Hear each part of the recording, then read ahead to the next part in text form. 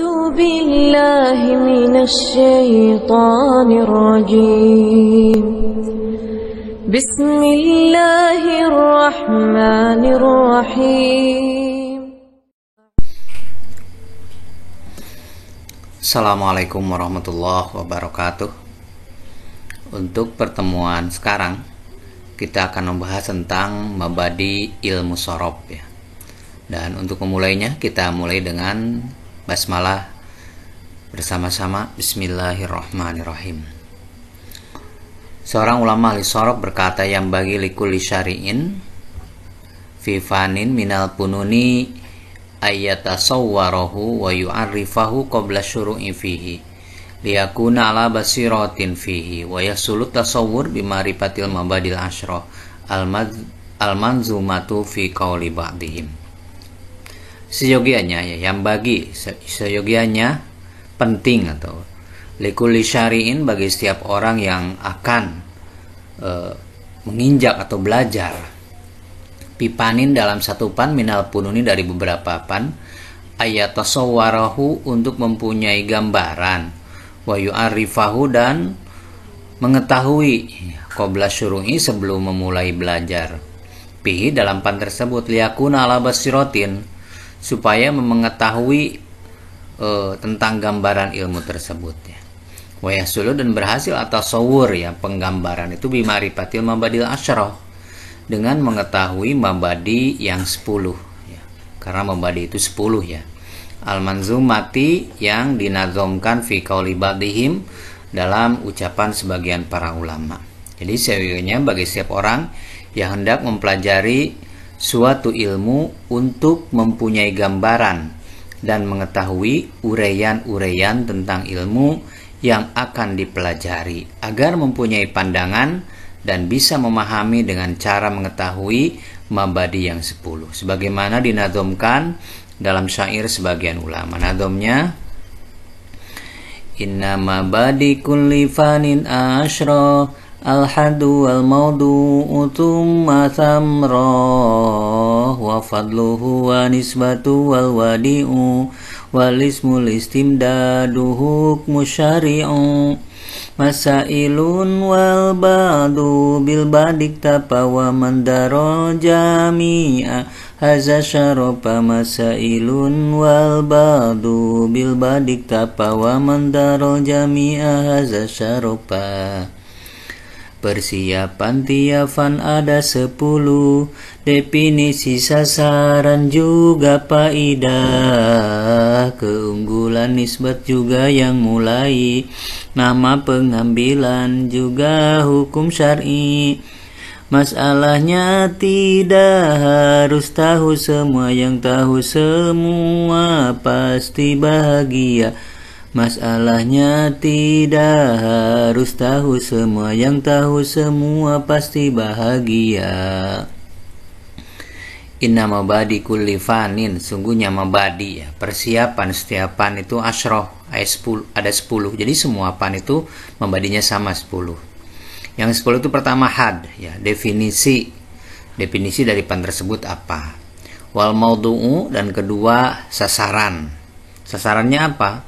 Summa thamroh, yang ketiga faidah, buah ya.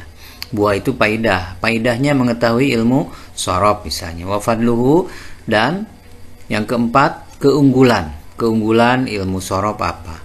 Wa nisbatun, dan yang kelima adalah nisbat, hubungan ilmu sorob dengan ilmu yang lain. Wal wadi'u, dan keenam adalah wadi. Wadi itu orang yang mencetuskan. Wal ismu, dan nama al istimdadu, dan sumber hukum, sumber pengambilan hukmu syari'u, dan hukum mempelajari ilmu tersebut secara syara bagaimana. Wal ba'du masailu, dan masalah-masalah yang dibahas di dalamnya. Wal ba'du, dan sebagian, mengetahui sebagian, iktapa, cukup ya, bil badi, dengan mengetahui sebagiannya gitu kan. Waman darul jami'ah haja syarofa, dan barang siapa yang mengetahui semuanya haza syarofa, maka dia akan mendapatkan kemuliaan. Dan dari 10 ya, 10 mabadi yang akan kita bahas pertama adalah had. Had itu tadi definisi ya. Definisi ilmu sorof adalah ilmun yubhasu an siyagil kalimatil arabiyati wa ahwaliha allati laysat bi arabin wala binain. Definisi ilmu sorof adalah ilmu yang dibahas di dalamnya sigat-sigat kalimat atau bentuk-bentuk kalimat al-arabiyati yang berbahasa Arab. Wa ahwaliha dan keadaan kalimat-kalimat tersebut allati laysat bi arabin wala binain, yang bukan membahas tentang mu'rab dan mabni. Kenapa? Karena membahas mu'rab dan mabni bukanlah wilayahnya ilmu sorof, tapi wilayahnya ilmu nahwu.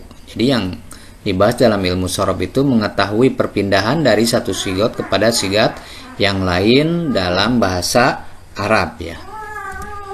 Dan yang kedua, maudhu. Maudhu adalah sasaran dari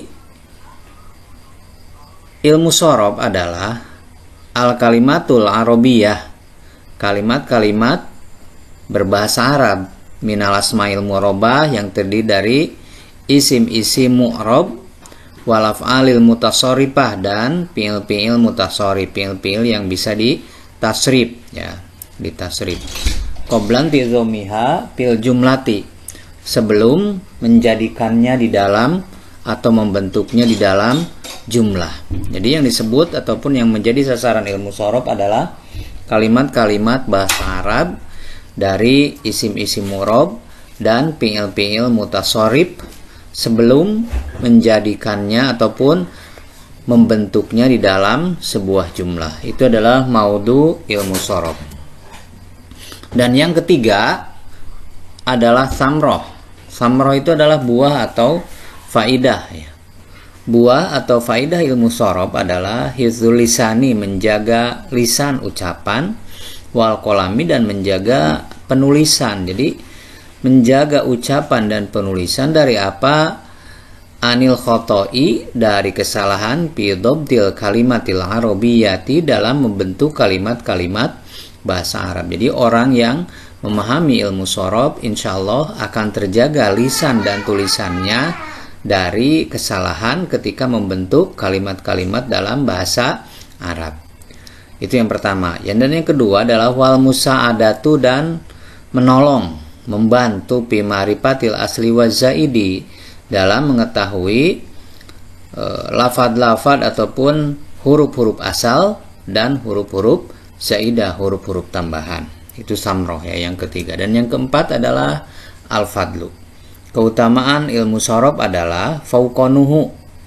Jadi meningginya ataupun di atasnya ilmu sorof ala sairil ulumi, dibanding ilmu-ilmu yang lain. Jadi ilmu sorof itu adalah di atas ilmu-ilmu yang lain. Berkata sebagian ulama, as-sorfu, sorof itu adalah umul ulum. As-sorfu umul ulum, wan nahwu abuha. Sorof itu adalah ibunya ilmu, wan nahwu sedangkan bapak ilmu nahwu, abuha adalah bapaknya. Yang kelima adalah nisbat, hubungan ya. Hubungan ilmu sorof dengan ilmu yang lain adalah at-tabayun. At-tabayun itu adalah saling berbeda ya, saling berbeda at-tabayun itu. Jadi berbeda antara ilmu sorof dengan ilmu yang lain. Dan yang keenam adalah al-wadi ya. Wadi itu adalah pencetus ya. Pencetus ilmu sorof adalah Mu'ad bin Muslim al-Harro ya. Mu'ad bin Muslim al-Harro salah seorang tabi'in ya. Ada juga yang mengatakan bahwa pencetus ilmu sorof adalah Abul Aswad ad-Du'ali, sama beliau juga seorang tabi'in. Kemudian ismu ya, nama ilmu sorof adalah ilmu sorfi, ilmu sorof, wa ilmu bunyatil kalimat, dan ilmu tentang cara-cara membentuk sebuah kalimat. Itu namanya ilmu sorof. Dan yang kedelapan adalah istimdad. Sumber pengambilan ilmu sorof adalah minal qur'ani, dari Al-Quran, wal hadisi, dan dari hadis, wa kalamil arab, dan ucapan-ucapan ataupun kalamul arab al-fusoha, yang fasihat ya. Jadi tidak diambil dari kalam Arab yang tidak fasihat. Ilmu sorof itu diambilnya dari ucapan-ucapan bahasa Arab yang fasihat ya. 9. Al-hukmu ya, hukum mempelajari ilmu sorof. Pertama adalah wajib kifayah ya. Wajib kifayah. Yang ke-9 adalah hukum ya. Hukum mempelajari ilmu sorof adalah wajib kifayah ala kulli nahiyatin, kepada semua orang. Jadi kalau dilihat kewajiban ataupun hukumnya kepada semua orang, maka hukumnya adalah fardu kifayah. Tapi bisa jadi wal aini, bisa jadi fardu ain ala qari'it tafsir, bagi orang yang bermaksud untuk membaca ataupun mengkaji ilmu tafsir wal hadis dan ilmu hadis. Dan yang terakhir, yang ke-10 adalah al-masail.